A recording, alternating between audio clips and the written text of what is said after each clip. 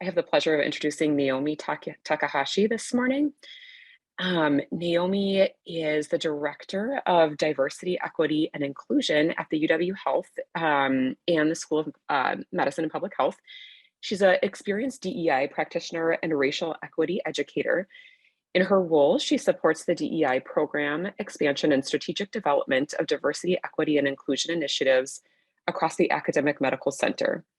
Naomi's passion about changing the structures and systems that perpetuate inequities in our community stems from her experience growing up as a multiracial woman in Wisconsin, as well as from professional and personal experiences participating in a variety of workplace systems in Dane County, from more direct service roles as a clinical social worker to lecturing within the UW-Madison School of Social Work, to systems level roles facilitating organizational change within the public and private sectors. I'm also really personally grateful for Naomi. She has been wonderful in helping us grow our own DEI committee within the Department of OBGYN. And she's just been a really wonderful kind of guide in helping us and fielding questions. And so I just remain grateful for her, and I'm really excited to hear what she has to share with us this morning. So at this time, I'll just turn it over to Naomi, and warm welcome and thanks so much. Thank you so much. Good morning, everyone. It's wonderful to be here and see a lot of familiar names on the screen. So I think the last time I came to a Grand Rounds was maybe 2020. I was trying to remember back, but happy to be back here today. And I'm going to share my screen here quickly so that we can sort of start off with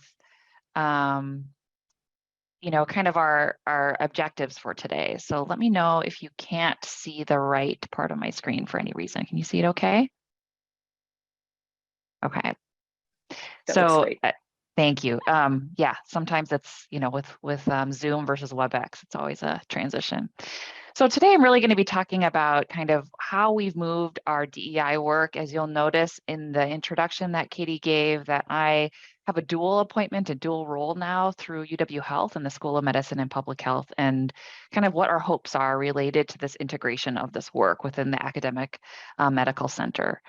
So our learning objectives for today are really to sort of understand and discover that integrated DEI department, explain our UW Health specific DEI program strategic plan, which has begun implementation. We've moved into implementation starting this year, and then kind of show where we have some new DEI resources so you know how to access them, where they live, both at SMPH and UW Health.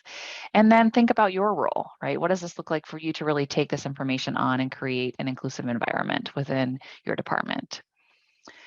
So the first part is, I think, why is it important to your role? Just a reminder that if you weren't familiar with, we actually added DEI, diversity, equity, and inclusion, as a foundational competency at UW Health.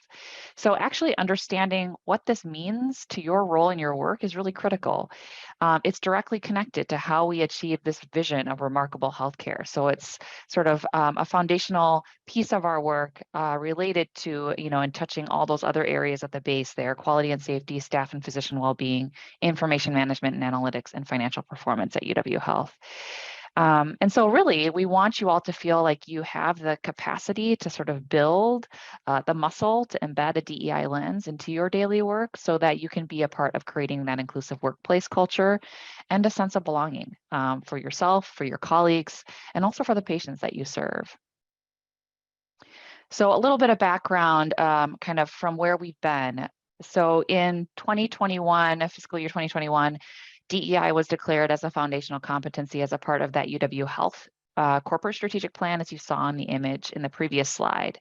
After that point, there was actually this sort of movement from leadership to invest in DEI infrastructure. So we added a couple of roles to our team. We were a mighty team of 2 previously, and then now we're a mighty team of 7, which has been very exciting to see the growth and also the commitment from UW Health and SMPH to really build the infrastructure that's needed to push the work forward. Then in October of last year, we integrated. So Shiva Bidar-Silaf, our VP at UW Health, now has an associate dean role within the School of Medicine and Public Health. And so that integrated office formed. And so we're just reaching into a year of being an integrated department. So in December of last year, we actually, at the same time, almost the same time that we were integrating, approved our program strategic plan for diversity, equity, and inclusion at UW Health. So I'll be sharing a little bit more specific to UW Health DEI program strategic plan. And just for context, we are moving forward with some strategic planning at SMPH, but a lot of our strategies and work very much align and connect back to the work at SMPH as well. And UW Health then sort of started their implementation of that plan starting in January of this year. And I'll sort of talk to kind of some of the changes and work that we've been doing.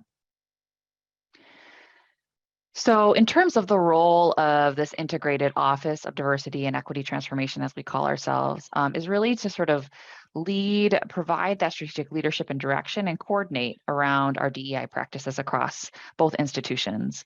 We really want to use this opportunity to be able to accelerate and have a higher impact, right? So, I think all of you are aware of the work that can happen in silos and how that can either be really difficult doing that work alone, but also we often recreate maybe things that are happening in other areas. And so by being able to sort of collectively do this work, we're going to be able to sort of be more targeted, be able to streamline, break down that siloed work, and also have a larger impact, right? Sort of across all clinical as well as basic science departments, institute centers, and programs.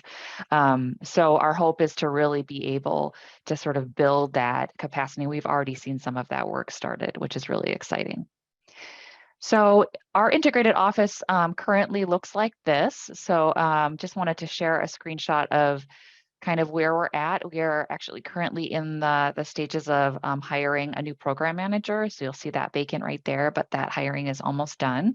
And you'll see that we also support interpreter services kind of through the UW Health side because of that sort of integration with language access and DEI. But the rest of the team is sort of lives within sort of diversity, equity, and inclusion at large. And you'll see we have 3 DEI consultants, 2 sort of managers, and then a program manager as well, sort of leading and doing this work. So in terms of the UW Health DEI program strategic plan, this program strategic plan actually reaches across UW Health Wisconsin as well as UW Health Northern Illinois. So I'm sure you're all aware of kind of our movement towards integration with Northern Illinois. And so this program strategic plan is really to support and integrate with their work as well.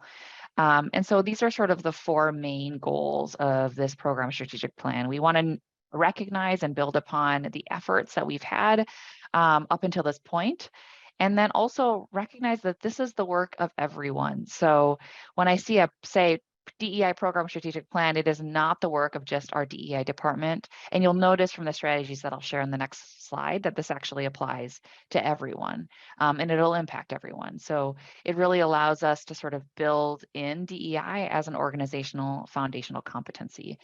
And then the hope is through this program strategic plan, we can align and enhance collaboration with the initiatives that are happening already in the system, and then also create a better context for decision-making that really centers equity. So here is the program strategic plan strategies you'll see, as well as the vision. So the vision is for UW Health to be a leader in actively dismantling racism in ourselves, in our system, and in our community.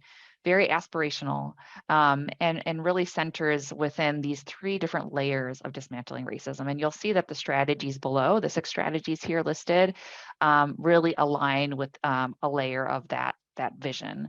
So the first 2 that really sort of center dismantling racism in ourselves is through the development of DEI behavioral expectations and accountability goals. So that is a newer strategy that is being done in collaboration and partnership with a lot of the initiatives that UW Health HR is already undertaking. So this looks like our succession planning. This looks like recruitment. This looks like in terms of our performance management and what that looks like. This looks like leadership support, right? What does this look like for leaders to really be able to embed and lead an anti-racist environment?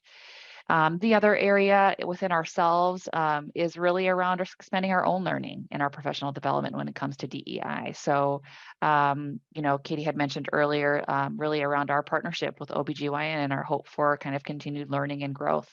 And so I think that's something else that folks are really engaging in. And I'll talk a little bit more about kind of what that has looked like. And that is, I would say, the strategy that lives kind of within our department, but we do absolutely in collaboration with organizational development as well. Then as you kind of move a little bit larger out into the system level, there are two strategies that really align with that level of the work. And the first one is enhancing recruitment and retention, professional development, opportunities specifically for our Black, Indigenous, people of color employees and faculty. And so a part of this is really creating pathways for folks of color to advance to leadership roles and really being able to sort of understand what that looks like currently and then really build and sort of increase the sort of representation at different levels within our organization. Also, this looks like how do we increase our allied health and career pathways programs and really build upon those. We also, through this area, and I'll talk a little bit about this later, is we support well-being check-ins that really support and assist providers and staff of color. We also are hoping within this area to accelerate growth of our employee resource groups, and I'll also mention those a little bit later. And then really thinking about equitability around compensation and benefits.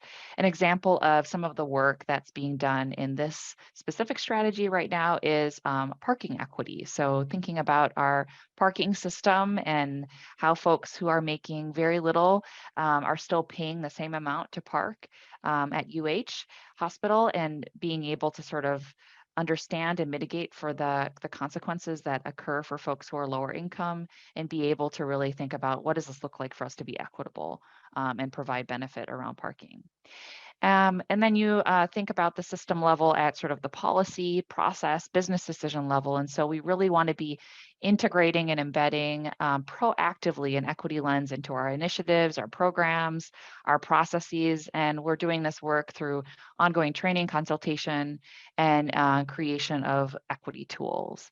Another area within this sort of system level area is creating specifically Black, Indigenous, and other people of color, as well as LGBTQ plus specific patient and family advisory councils. So if you have ever interacted with PFACs, as we call them at UW Health, you'll know that we have some homogenous look to our PFACs across the board. A lot of it is volunteers who are retired, and most are white women. So really thinking about how do we kind of understand and meet the needs of patients that are a part of historically marginalized communities and be able to build PFACs that really meet their ability to participate fully. And then as you kind of reach out larger into the community level, these are initiatives that we're really doing in partnership with community relations as well as population health. So, what does it look like for us to really advocate responsively and intentionally around social determinants of health? This is really where our government relations folks come in as well, sort of at the legislative level, where are things being impacted, or how are folks being impacted, and how do we make sure that we're advocating for those specific legislation that's coming through that can really help to support folks in our community, as well as really thinking about our community health improvement plan and thinking about how do we make sure that we're connecting back to those specific initiatives. And then also in collaboration with community relations, we really are continuing to build relationships and fund organizations led by folks of color that really sort of center our community health improvement and DEI priorities. So a lot of this too is how do we communicate out what we're doing and how do people feel about what we're doing related to anti-racism in the community? How do we build upon and expand our community giving so that it's aligned with those areas? How do we increase sort of more transformative sized support for key partners? And also within this is supplier diversity program. So really thinking about where are we spending our money? How are we giving back to the community within sort of that supplier diversity framework? And then also thinking about who else is doing the work in the community to really build education, entrepreneurship, employment pathways, and being able to sort of support those areas as well. So that's sort of kind of the 6 areas, and each area has a work stream or multiple work streams that are happening currently. So an example of a work stream that is very active is this proactive embedding of a systematic application of a DEI lens, right in the middle there in red. And so there's actually a work group that meets every other week. That's sort of a subset of key leaders across the organization that are really actually working on specific documents and embedding an equity lens into those documents. So we're starting with a lot of our UW Health Way documents that folks are using. So A3 processes, embedding an equity lens into that. SBARs, thinking about what does it look like for us to center equity when we use or ask for a decision related to an SBAR. And then also thinking about sort of more largely what is the sort of way in which we can sort of be at the table when assessing, evaluating new policy, but also old policy that comes up for renewal. And so we have a DEI representative at the admin policy as well as the clinical policy review committees. So I'll talk a little bit more about kind of some of the work of these 3 areas because this is the area that our DEI team really touches. The other areas, of course, we're involved in, but we're definitely doing that in partnership with HR, community relations, and population health. But before I kind of move into those areas specifically, I wanted to also center why we lead with race specifically. So you'll notice in our vision, it says dismantling racism in ourselves, in our system, and in our community. And the reason that we center race is actually very intentional. And this quote comes from the AMA and AAMC Center for Health Justice. This came out last year. And it talks about how it's, of course, very critical to address all areas of marginalization and inequity. And this may show up as sexism, class oppression, homophobia, xenophobia, ableism, etc. However, what we know is that conversations about race and racism tend to be the most difficult. And this could be for numerous reasons, right? A lack of knowledge, a lack of shared analysis of sort of the impacts of history and the current reality of folks' lives, and potentially outright resistance and denial that racism still exists. So what we know is that through, kind of centuries of racism living within our country, we really need to take this and tackle this head on. Otherwise, what will happen is that it will be avoided or it will be taken as a second option because it's hard. It's really hard to do this work. And so what we know is that to really sort of have the opportunity to overcome the fissures that we know exist related to having conversations about race, we really need to center this in order to really create understanding and healing, and then utilize that racial equity framework that we're using to actually help support other areas of historical marginalization. So there is, of course, an interconnected way that marginalization takes place, and this will actually help us to achieve better unity across communities. So what we know is a one-size-fits-all approach doesn't work, and it hasn't worked. And so once we center sort of intentionally our work, we're able to really sort of understand how institutional and structural racism shows up and then apply some of that learning to other marginalized areas. So in terms of going back to some of our work in these strategies, one of the strategies is really around expanding our learning and professional development. So we're doing that through web-based trainings, which I'll share some of where that lives, and some of the newer versions of trainings that we've developed. And this is really an independent way that anybody can engage in DEI learning. So all of you could leave today's meeting if you had the time and go take one of those web-based trainings on your own. It's not something that you have to wait to do or have assigned to you. You can continue to sort of engage in that learning. We also engage in learning roadmaps, which are really customized longitudinal learning that meets departmental needs for a variety of folks, whether that be specifically faculty, whether that be a group of leaders, maybe it's for all staff, all faculty, depending on sort of what the desire is for that learning. So that has looked like a 12-month commitment, that has looked like a 6-month commitment, and really catering the sort of topic areas to really meet the needs of the group. So we've actually done a lot of this work with different leadership groups as well as with different faculty groups, and so far have heard really wonderful things about the learning that folks can take away.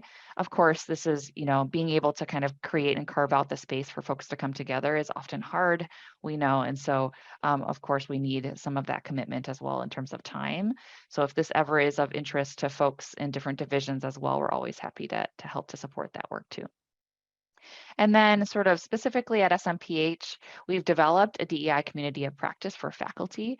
And that started just at the beginning of this year and really was an initiative that Dean Golden really wanted to push forward, was really creating a space around hearing from each other, learning about best practices in different departments and areas of who are doing this work. Katie had mentioned the DEI committee that OBGYN has. And so folks who are sort of representatives of the various departments come together every other month to really engage in that learning from one another, and being able to sort of ask questions and support sort of integrated approaches to the work. And just a snapshot of where some of these learning resources live. So at UW Health, this is where you will find all of these resources on our UConnect page, the weekly briefing, and actually next week, I believe, in the weekly briefing, if everything goes smoothly, it may not happen next week, may happen the week after, but is Hispanic Heritage Month is beginning on the 15th of this month. And so you'll see some highlights from staff, as well as I think there's a faculty highlight as well, around their sort of experience with their own Hispanic heritage, and being able to sort of highlight individual stories is really our goal with those DEI celebrations. So you'll see a lot of that coming through the weekly briefing. If you see that, we encourage you to highlight that, especially if you are kind of in front of a group, reminding people to read and learn about folks within our institution so that people feel more connected to a lot of those celebrations. Also, this is where a lot of the new updates to our learnings will happen as well, and anything else DEI related will come through in the weekly briefing too. And then our ULearn page, if you go to the home page of the learning management system, which is ULearn at UW Health, you'll notice at the bottom of the page, there's a list of DEI specific resources that we want you to sort of be drawn to. There's web-based trainings, which are those standalone trainings that you can take individually if you're interested in a specific topic or content area. We also have listed there some external resources that we see as really critical and important that we didn't want to recreate the wheel, but we wanted to send people to. And then a tool, which is our microlearning facilitation resources, which really engages folks in discussion, and they're able to facilitate using that tool themselves. So you can do that in smaller groups, larger groups, whatever works. I know that within the Department of Family Medicine, they're using that with integrated health fellowship folks. They go through and use the microlearning discussion tool that way, as well as their DEI committee is actually using the microlearnings. And then also I've heard about other areas, surgery uses it in their M&Ms.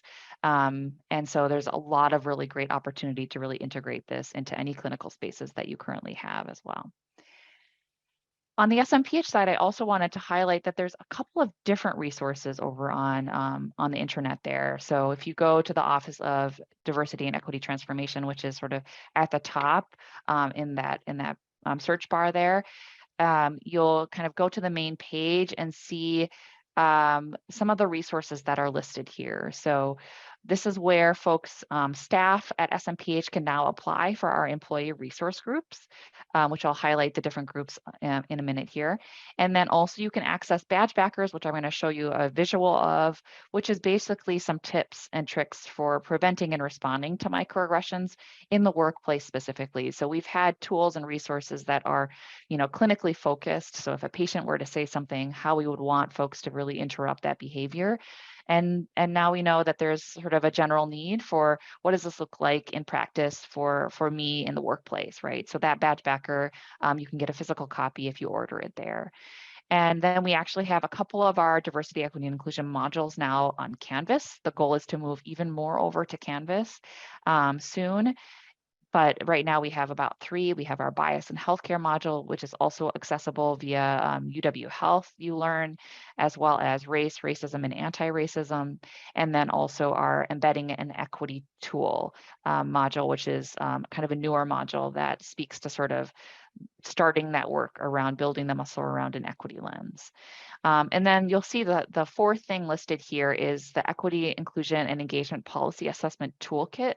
And so this is a toolkit that was built in collaboration with the Building Communities Initiative at SMPH, and really walks you through specifically policy assessment. So if you are thinking about, you know, how you might be able to update a policy that you have control over or say over, this is a really great tool to be able to just take you step by step to be able to do that work. So we'd recommend to just take a look, poke around a little bit, just so that you know, especially if there's somebody else that might be able to utilize it, kind of what's there and how you can use it yourself. And so this is just a quick snapshot of the badge backers. So it's just some phrasing, some suggested ways of responding, depending on, of course, the microaggression itself. So just something as a tool. And of course, they're badge backers, so they do fit into the back of sort of that plastic sleeve that you can get over your badge. So first, I'd encourage you to get one of those plastic sleeves if you don't have it already. And then this actually fits in, or you could, of course, keep it in your wallet as well. It's kind of wallet sized. Another tool and resource that will soon be coming to SMPH as well. So right now it's only on ULearn is our microlearning facilitation resources that I had mentioned earlier. And we've actually updated the version of these to make them more user-friendly in a virtual space. So we know a lot of folks are having meetings in sort of a virtual way, and engaging that way looks different than it used to when this tool was built originally in 2018. So the new version really has these sort of PDF slides that allows you to really walk through the material and then sort of show on the screen so that folks have something to follow along with. Before, the way the tool was really meant to be used was like in small groups, meeting in person, right, with kind of hard copies of things on their laps. So knowing that that is not possible anymore, we wanted to create something that was more user-friendly to be able to sort of hold space for discussion online. So take a look, poke around if you can, and then we will be releasing at SMPH those resources soon on Canvas. And so you can look for those too if you kind of work closely with folks who are just staff at SMPH that don't have access to ULearn. The other strategy I wanted to highlight is this one, which is really around our enhancing recruitment, retention, and professional development opportunities, specifically for our Black, Indigenous, and other people of color employees. And so one of the ways in which we do that I mentioned earlier are our employee resource groups. And so these are accessible by anybody at SMPH, anybody at UW Health. And they're really, what we've seen so far, they kind of opened up initially. The pilot started in 2020 in January, I believe the first groups opened. So you can imagine what happened right after that in March. But since then, we've seen actually this engagement in a way where folks have said, if I wasn't participating in this employee resource group during this pandemic, I don't think I would have been able to stay working here. So really has created a supportive sense of belonging. It has broken down those silos that we often experience day to day, where we're just going in, working with the same people and not knowing or understanding what are people doing across this massive system. Who are people? What kinds of roles do people have? So it really has allowed people to engage cross-discipline in a way that we don't often have these spaces. So we have 4 race-specific spaces. The fourth one you'll see at the bottom is specific for residents who identify as BiPOC. We know the resident experience is often very isolating, especially if you're a person of color. And so we had heard from residents that this would be a really powerful space for them. And so it's led by resident co-chairs as well. And really it's, residents at all levels, in all departments, all specialties areas. So it's really an opportunity to connect for residents as well. So these are sort of affinity based. So of course, if you identify with any of these areas, feel free to apply. You can apply via UW Health, or you can apply via SMPH. Either one is totally fine. Or if you know somebody that might be interested in engaging, they meet once a month for about an hour virtually at this point. And really, we've seen some really beautiful relationships and partnerships build from this space, as well as ideas and initiatives. So something that I wanted to highlight that Quilt Bag had done is they actually, so Quilt Bag is our LGBTQ plus employee resource group. They realized that there was no real system for if you were going through a gender transition in the workplace, or if you wanted to come out to your colleagues in the workplace, how you might be able to navigate our system to do that. So so Quilt Bag sort of sent that suggestion to our DEI team. And so we took that suggestion and really built out a toolkit, which is really sort of, we did in partnership with HR, built some sort of language around even emails that folks can send out, conversations that we would want leaders to be having with their employees to express their support, and then ways to sort of change your name on your badge as well as on your email address. All of these sort of layers that is helpful to just have a tool and a resource to respond to versus trying to figure it out on your own. So already we've heard, oh, this has been so helpful for me to be able to feel like I'm wanted here, and really engaging that retention piece for those employees. So those kinds of ideas do come out of our employee resource groups, which are really beautiful to sort of align with some of the work that we need to be doing. Another area of this work is specific to kind of our support for our BiPOC and LGBTQ plus employees and providers. So what our DEI team has done is really extended some extra support for those employees and providers that identify as BiPOC and LGBTQ plus through this supportive check-in or connection sort of that we can create for folks around what the resources are, how to navigate multiple systems, and then also offering huddles for leaders who are also supporting employees and providers who identify as BiPOC or LGBTQ plus. So we often get referrals from employee relations if they're working with an employee, from provider services if they're working with a provider. Often patient relations will also send a referral if somebody has experienced a really kind of harmful patient interaction. Our employee resource groups, of course, our co-chairs often refer folks to us saying, you know, this person would really like to check in. We have leadership who are referring employees and providers to us, as well as individuals themselves, right? So really what that looks like is Smith from our team has a sort of a confidential check-in with folks, and often is just expressing support around experiences of discrimination, microaggressions, either somebody navigating conflict or a gender transition, or just needing a connection to resources. Maybe they're looking to transfer jobs and are not sure how to navigate that. So a lot of various ways in which we've been able to provide that additional support in a place where oftentimes you just want somebody to sort of help with that connection, and that being an additional resource that we can provide. And of course, this lives outside of the HR environment. And so that also is often feels really supportive for folks to be able to kind of connect with somebody and then make the decision whether or not they need to be interacting with HR, et cetera, depending on what the issue is. The other area that I wanted to highlight is this sort of embedding of an equity lens across all clinical and non-clinical policies, processes, and business decisions. So we do create equity tools, which are, again, designed to guide leaders through a sort of reflection process to evaluate sort of and mitigate unintended consequences of bias and maybe decisions that are being made in operational practices, et cetera. So some of the tools that we've developed that we actually will be posting soon on our UConnect page, that should be going up in the next couple of weeks, I hope, is kind of a hiring and interviewing equity tool, policy review equity tool on the UW Health side that's similar but slightly different than the one at SMPH.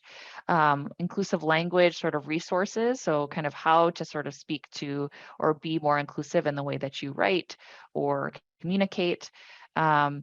Also, sort of just how to collect equity related to data collection and analysis. So when you're thinking about getting data, kind of really reflecting on sort of the why behind that before engaging in any kind of data collection. And then there are multiple others that will be listed up on UConnect as well that people can access.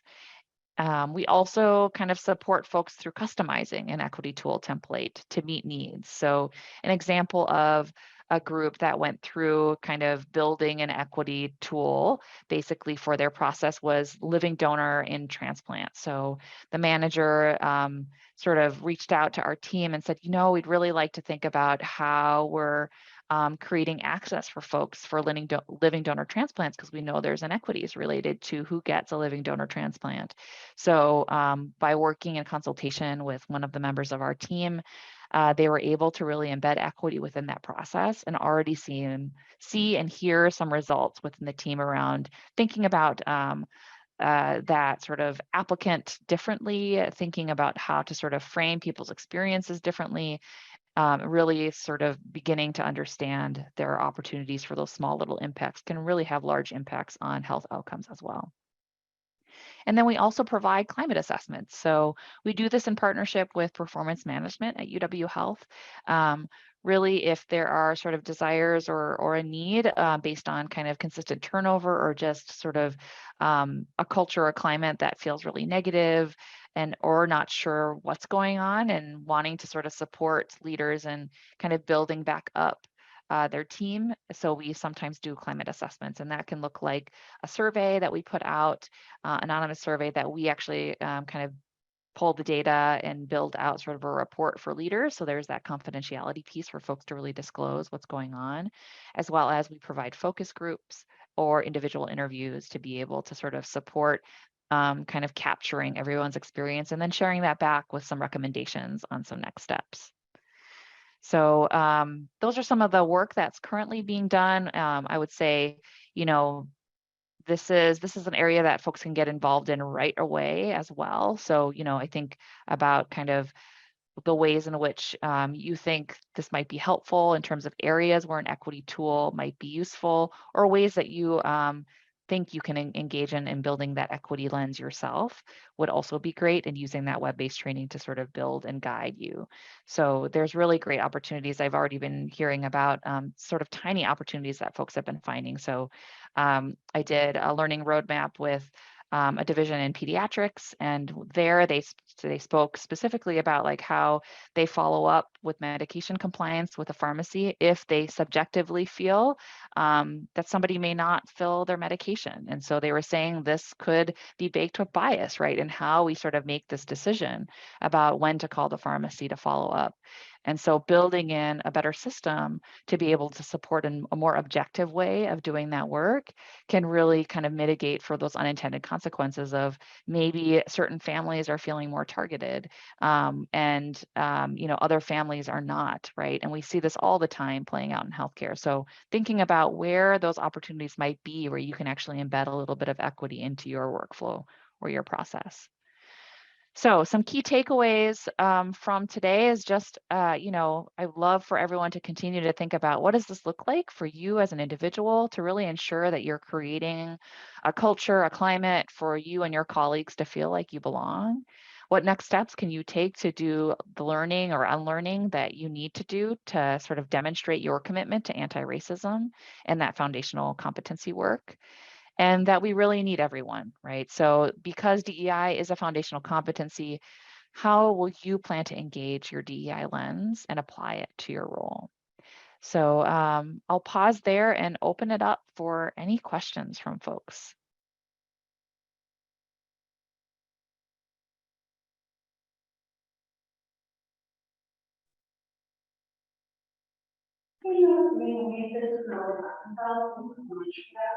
I have two quick questions. For the employee resource groups, are employees allowed to attend at work time, and how is that communicated to supervisors, and how does that work for them? So I'm having a little bit of difficulty hearing you because of an echo. So I think I captured some of it. So it was sort of how do folks attend on work time, and do they need support from their supervisor? Was that part of the question? Yes, and how is that communicated to supervisors? Yeah, so great question. So yes, it is on work time. So, that's really, really critical that folks are being supported to be able to participate on work time. and get paid for that participation.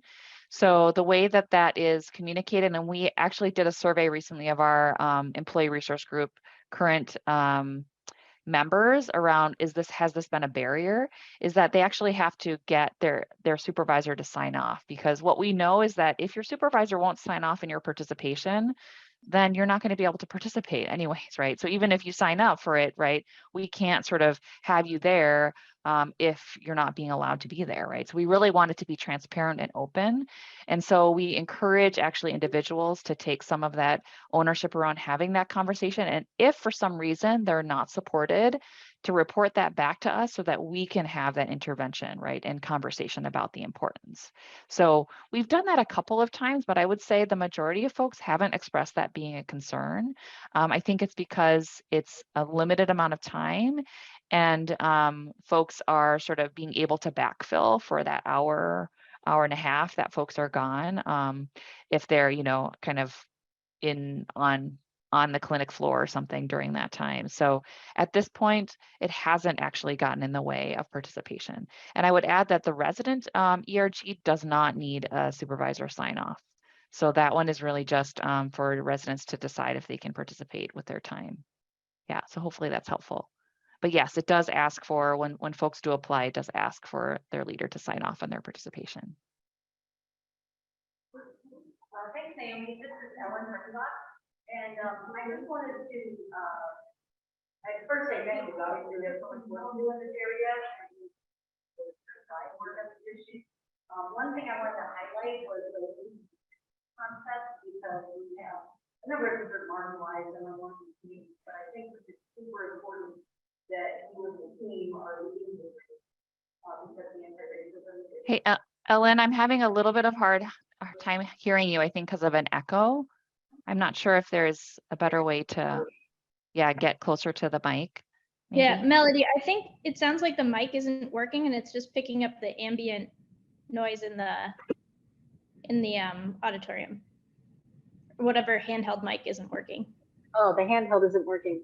Yeah, now it's better. Oh, that's better. Yes. Okay. Sorry. Repeat your question. Okay, yeah. So I'll just go back to the beginning and just thank you for being here. And there's so much work we need to do in this area. And I've seen the organization, the health system, the medical school, continuing to make strides. So first, thank you, and thank you for being here. The second is I wanted to highlight that comment that you made about leading with race, because we do have a lot of marginalized communities and minority communities, but I think that leading with race and anti-racism is a really key point here. And so I just really appreciate all the work you've done and how you've laid things out. My specific question is about the resident BiPOC community. I noted that you have 22 participants and we have over 500 health staff. So I just wonder and worry about this, can they actually participate? And then the second question is, are fellows included? Because our fellowship programs are smaller, there may even be more isolation, and I'm wondering if that is really is or could be a BiPOC resident and fellow group. And something about the participation numbers make me believe that that we have more barriers to participating. And and thinking back to my residency, I can understand why. Yes. So that is one that I think has been very slow to start. I think they're just having their first formal meeting in October, if I'm not familiar, or I might be misstating that. It's sometime this fall, because of, just like you said, it's really not necessarily around they're not allowed to, but the time thing, right? I would say that fellows absolutely should apply for the resident ERG. That's not just isolated to residents. I think fellows are welcome. And I think the tricky part is, like you said, there's a lot of expectations that are put on residents. And so they're really trying to be thoughtful about when they meet, how often they meet, and if there's other ways for folks to connect. So, the co-chairs of the ERG are residents themselves. And so they really have been thinking about, it's probably going to have to be in the evening at a specific time. It can't be right in the middle of the day like some of these other ERGs meet. It's going to have to be really flexible around, maybe changing that up depending on people's schedules. Maybe there's a day of the week. And so they've been really trying to open that up to conversation with the current residents that have applied and wanted to join.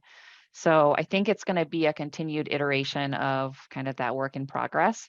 I think another piece that has been a barrier is that specifically for the resident ERG, and we heard this from some residents that were kind of hesitant to sign up, is because they weren't sure about the safety of the space. So they weren't sure if there would be leadership a part of that space, and they were sort of hesitant to sort of say, I'm going to participate in this, right? Until they knew for sure what the space would look like. So we are putting out more communication, hopefully soon, and specifically to those residents that had signed up, and to get the word out to other residents through, GME, especially just around this is the expectation that there will not be kind of administrative oversight from any leadership, but that really it's administrated by our DEI department, and that really it's a space for folks to really come together and be able to sort of have partnership around experiences that folks are having and really help people to sort of heal and move forward through those experiences. So that our hope is to do a little bit more communication with that, as well as with the rest of the ERGs. So you'll notice that the numbers we have 16,000 employees, right? The numbers are pretty low, although I would say that in terms of those specific identity character, like areas, I'm not surprised because we actually have very low numbers when it comes to folks of color in specific identity categories, although we still have much work to do. So the plan in 2023 as a part of our program strategic plan is really to do a thoughtful implementation of communication throughout the year. So we haven't really had an opportunity to do that since they opened up in 2020. And so I think we'll have a better opportunity to do that. And I see in the chat, that folks are speaking to sort of the safety of the space, right? This is not a recorded space. This is folks are not supposed to talk about these things outside of their ERG. Really a space for people to come together and just connect with one another. Yeah. Thank you for sharing that too. Well, I think it's, this is Luther Guest. I think it's very important because there's not a day that I go home that I don't personally wonder, what am I doing in Madison, Wisconsin? And what am I doing in Wisconsin, period? And so because I have to go home now to the only Black family in the neighborhood. So I have to leave work and be the only Black male doctor here. I have to leave home, go home, and I'm the only Black family there. So there's very little that really keeps me to staying here. Other than teaching in my residence. And so that I think that people don't know that it's real. I don't feel marginalized. I don't think of it as race because there's no genetic basis for race. I think of it as skin color problem. And I think of it as a superiority problem. And so that there's a group in this country that thinks their skin entitles them to certain benefits. And so that, and we see that right now with the former president. And so the systems that we have just don't work for us. And so it's very frustrating because, we've talked to people even about the legal system. But, it's not just a race problem. We have a color problem. And we got to kind of come to that. And we have also a problem where we have an exposure problem. Most white people in Madison and in the hospital system have never truly been exposed to different people, particularly Black people. And so, and being exposed and not just staying 1 year in Detroit for residency or, spending a month in Africa, you know nothing about us. So part of this is to get to know something about us, and about all cultures. So that's just my comment. Mm-hmm.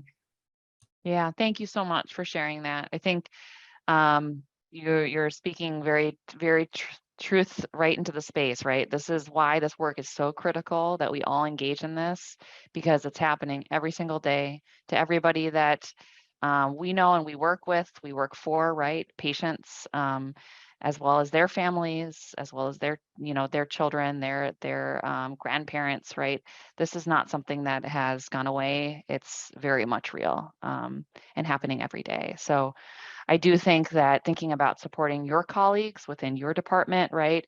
And then, what does that look like for each of us really to be doing that work, right? Around what does it look like for me to really step into this and actively take a role? So the term anti-racism, and we use that purposefully, is really around that active nature of this work that we have heard time and time again, right? Oh, this is somebody else's job. Oh, I didn't do the thing, so I don't have to do anything about it, right? And we really want to encourage folks to step in and recognize that we all have a role. And I see through the chat, Kathleen, you had said the examples on the card appear to be for how to respond if targeted. If there are examples for bystanders, that would also be really helpful. And I would actually say that those, you could actually use those as if you were a bystander, right? So one of it is like, if you're hearing extreme bigoted comments directed at somebody else, that first phrase, right, around like, we do not tolerate bigotry here, that would be a perfect opportunity for you to step in as a bystander and say that. So I would actually encourage folks to use those new things, right? So if the sort of, I think the example of the macroaggression is, you must be the new diversity hire, you're not going to last working here, right? Maybe that's directed at somebody else. You using those responses as, what do you mean by that? I'm wondering what led you to believe that, right? And that being an interruption that you can actually use as a bystander as well. So, thinking about how to kind of step in and that being your role, I would actually encourage both uses. So hopefully that's helpful. And we have actually a learning responding to discriminatory requests and behaviors that speaks sort of to that policy around our kind of role to interrupt those behaviors coming from patients and families. And within that, there's actually a lot of examples and sort of the impact from not only a kind of a patient standpoint, but also from a colleague standpoint. So I'd encourage you to take that web-based training too, to be able to kind of learn a couple more. And there's a couple of tools too that you can download from there as well. Yeah, you're welcome. Any other questions, comments? Naomi, this is Katie.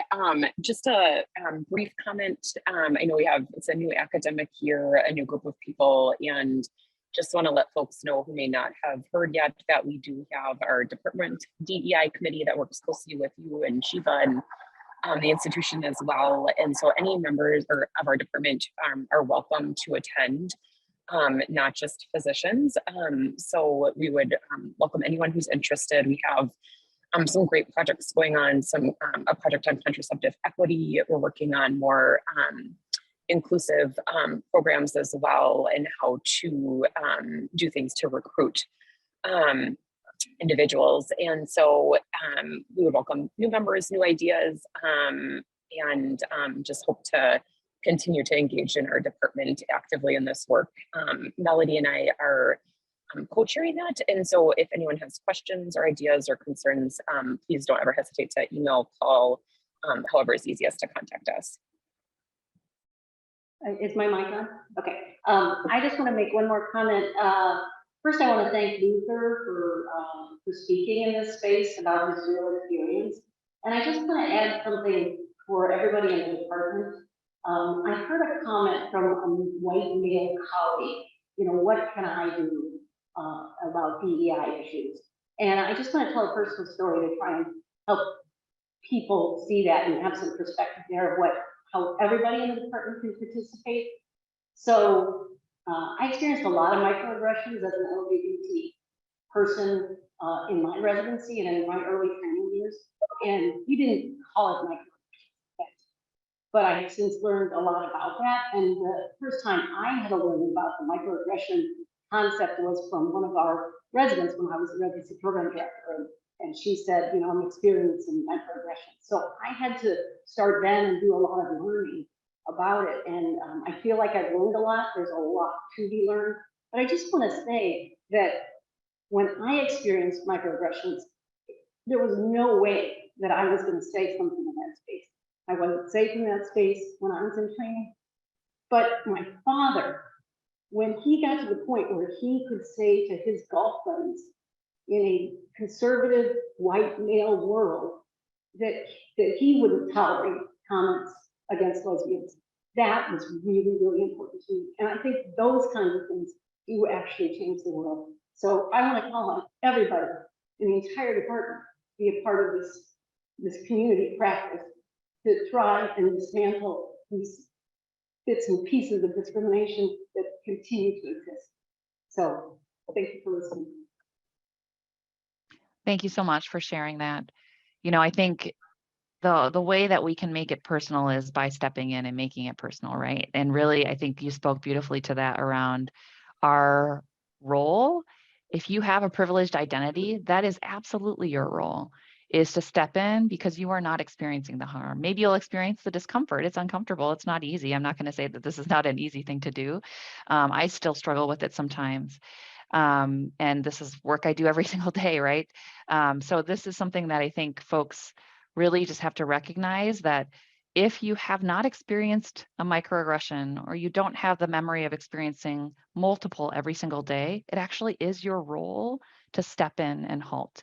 And if you do not share the identity, or if you don't know the experience of somebody else, but they come to you and say, I've experienced harm, that is absolutely your role to do something about it. I've heard too many times people say, I was dismissed, I was told, oh, that person didn't mean it, right? Or told, you're making a big deal out of this. And we really want to change and shift that reaction and that culture that we have, which is like not wanting to confront, right? I would say a Midwestern way, which is kind of, ingrained in many of us, but really being able to say, okay, I'm going to do something about it, and do it in a way that calls somebody in. Maybe you didn't mean to say this, but it was super harmful and please don't say it again, right? And I think those are just the strategies we want people to practice and utilize. So definitely a lot of opportunity to kind of step in and try a couple of those resources out. And of course, always reach out to our team if you'd like to engage further too. We have definitely longer learnings on microaggressions that we're happy to come and share with you all.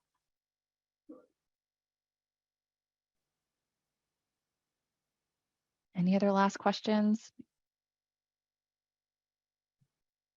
Thanks so much, Naomi.